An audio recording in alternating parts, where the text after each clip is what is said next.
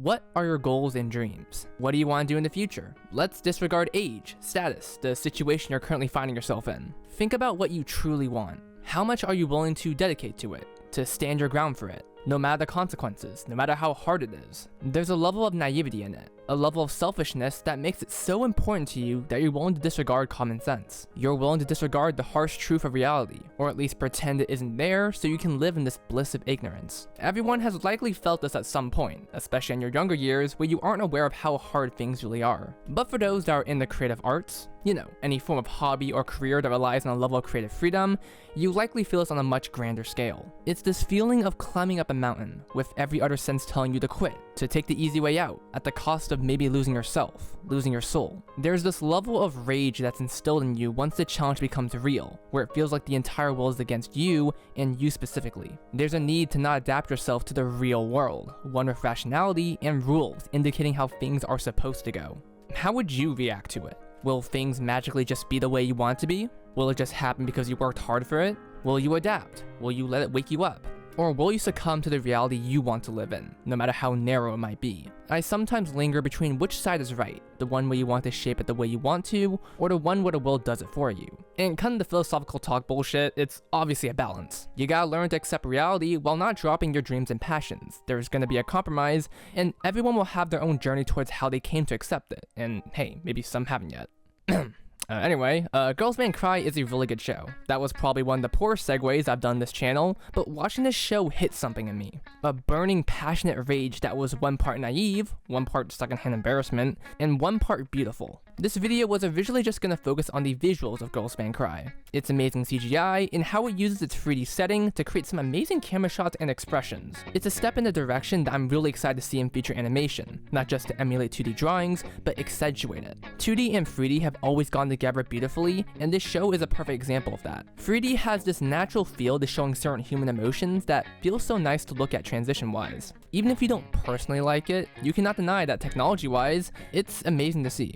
Listen, I don't like slandering Love Life, but come on man, this is night and day, and Love Life themselves have shown it as well. The feelings and emotions that are showcased via the animation heighten many of the story moments that change the direction of this video. For the record, this is not going to be a plot summary. I fucking hate being summary slop. Go watch the show for yourself. It's amazing visually and emotionally. And by emotion, I mean Nina. If there's one thing this show does perfect, it's Nina and her rage. I found my old tweet talking about her like 2 years ago and how it related to how she handled her emotions. When I made that tweet, I had just started my whole YouTube career thing fully, and there were a lot of emotions I had getting into it. But I knew at least one thing.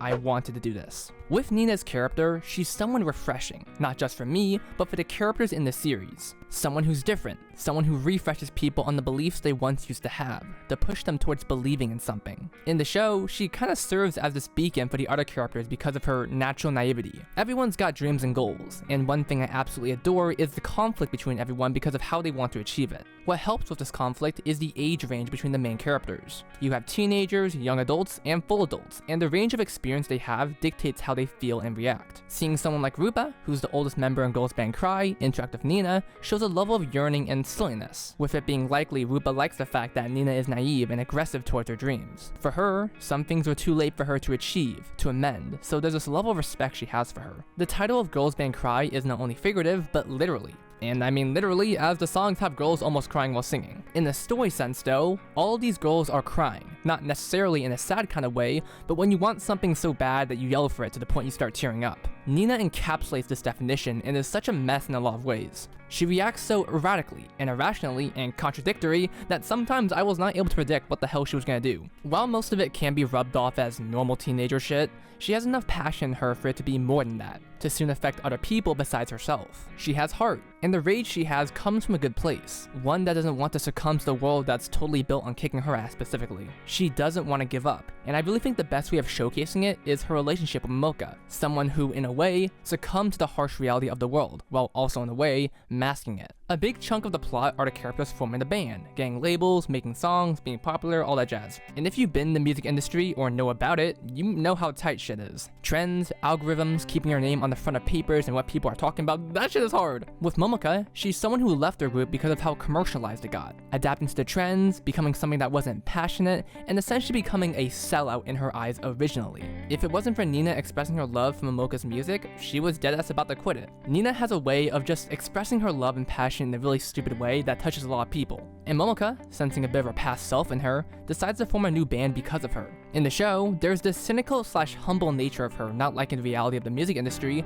while also not trying to benefit from the rules of it. That former group she used to be a part of? It has clout now, it's famous. But Momoka, at every point, tries not to use her past as a way to push her status, even if she realistically could. She's someone who understands the rules of the entertainment world, but a part of her is still held by this naive mindset, the same one that Nina holds. There's a lot of conflict these two have with the contradictory beliefs they hold, especially with Momoka's feelings on her old group. They always have some of the funniest conversations that show both of their deep desire regarding their passion for music. But you see what I mean when I say everyone has a different reaction to when their passions are tested? To take the easy route or stay on the path you want? As the story goes on, the group faces that same hurdle once again, having the choice to sell out in a sense by collaborating with Momoka's old group.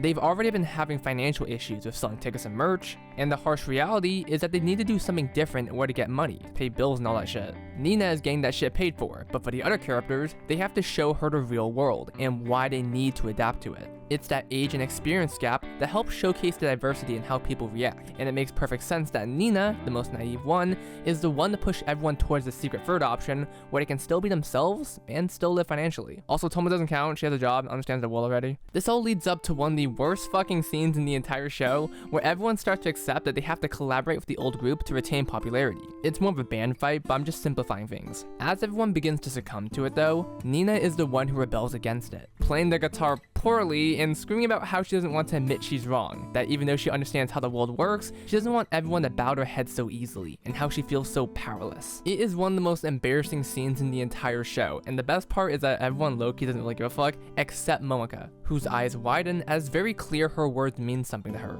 Being real, it's one of the best scenes in the show, but I don't really want to rewatch that shit because I had to pause it like 3 times. And even though they lose their talent agency, the ones who can provide them with their work, it comes at the benefit of preserving their soul or some shit, you know, their character, who they are, and in a lot of cases, that's the one thing that matters. It isn't all sunshine and rainbows, and they aren't at the stats that they could have been, but they're still themselves. The passion and the way they want to express themselves isn't constrained or limited, and the show does a really good job at making it nuanced. The old group that Momoka was a part of is still alive and well. They sold out, they're thriving, but they seem to be enjoying themselves, so it depends on what people want. It isn't black and white, and it's always up to the individual, which is what caused a lot of conflict in the show because God forbid you think differently than me. I love this show. It sparked this flame in me that I hadn't felt in a while. A calling for your passion despite what the world is saying, that there's always a way that's worth it. The road less taken, the easy route, which path would you choose? I know some people that would choose the easy route instantly, and I don't blame them for it. But I know for me, I choose the one that feels right for me. And Girls Band Cry got me into this passionate mood. This yearning to do what you desire and the dream that's possible. To scream as loud as you can at the world for even slightly opposing your ambitions. It developed a passionate rage in me. And you know what it reminded me of? The message at least? La La Land. Don't click off this video, please. Yes, this show reminded me of La La Land and Wonder Man from the MCU to an extent. Don't worry, I won't make this a 2 videos in one, but all 3 of these pieces of media revolve around passion, and the fight against it with an industry that seems to want to suck the soul out of it and leave you empty like a husk. La La Land follows 2 lovers as they try to navigate following their passions and the consequence that will result from it. That's a very gross simplification, but a lot of the movie talks about the entertainment industry, how it's so hard to climb to the top and just retain that passion you have through all of it. We get to see scenes where characters sell out in a sense, and how they start to lose their goals and ambitions because of it. It's just a really tough movie with a lot of harsh realities. Its setting takes place in Hollywood, glorifying it while showing the nitty-gritty with how it's very unlikely your dreams will come true. The movie shows that's bittersweet, as it does show you can achieve your dreams and goals, but don't think for a second it won't have a compromise. It's so contradictory, it's so fairy tale, like dropping everything for a dream that you think that if you work hard enough, it'll be okay.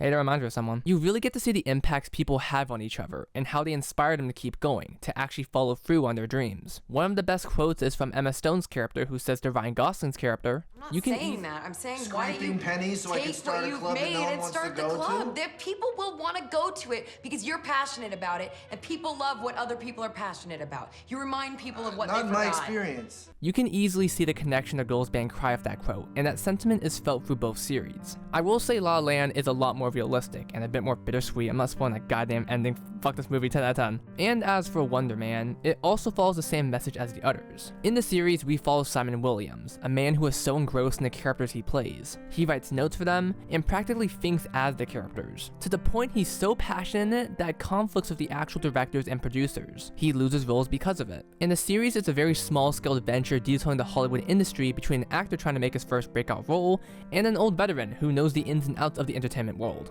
And also, Simon has superpowers. One of the best parts about this show is how down-to-earth it feels, and how we really get to see Simon battling for his roles because he wants his dream to become true. His family doesn't get it, they don't see it the way he does, and you're left with this passionate rage of wanting to prove the world wrong. You can see I have a very big fondness for these kinds of shows because they always try to paint a positive light in a very tough scenario. In the perfect world, we'd all achieve our dreams and be cool and all that stuff, but that isn't real. It takes compromise, it takes adjusting, and it won't be 100% perfect, but it's possible. It'll be hard. You'll know it's hard. You might even think you were fucking stupid for not taking the easy route, you know, the one that had a lot more of a reliable chance of succeeding. But maybe it's worth it. That's how I feel though. Some of you guys may be like, yeah, no, I'm not doing a lot of shit. And I understand that sentiment. Some of you would not drop everything for your passion, and that's okay. I won't ever invalidate someone for that. I just think it'd be nice if we could achieve what we wanted. And before I head off, there's this one edit I want to show you guys. It's a Girls Band Cry x La La Land edit that I remember seeing so many years ago, and I finally found the source for it. Go watch it when you have the chance, then go watch La La Land because it's a really good movie,